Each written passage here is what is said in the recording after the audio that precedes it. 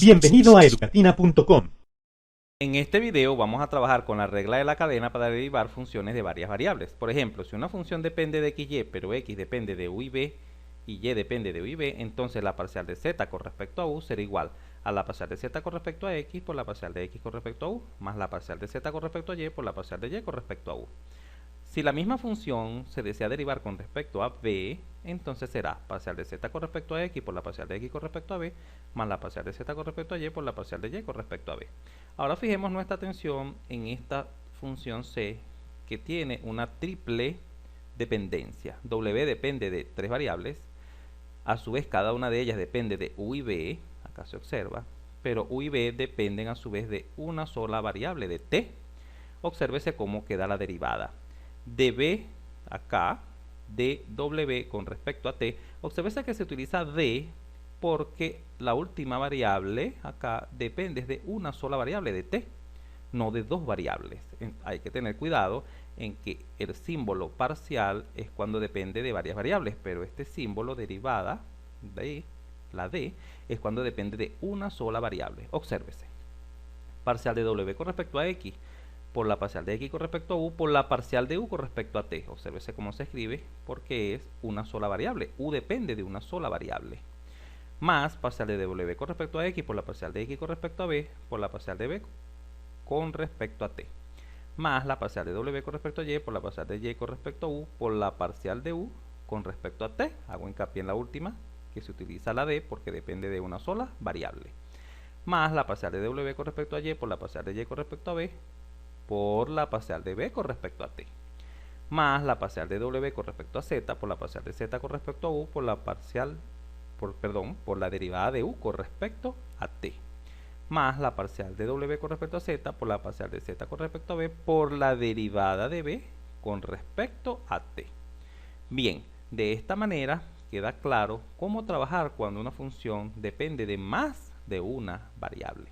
Veamos ahora la resolución de algunos ejercicios. Calcular de w con respecto a t, donde w es esta función que depende obviamente de x, y, z, pero x, y y z dependen de una variable, es decir, de la variable t.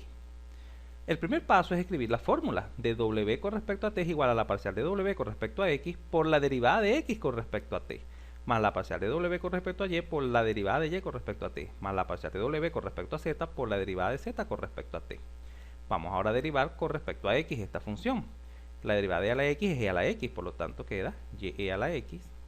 La derivada de x acá es 1, por lo tanto queda menos coseno de z.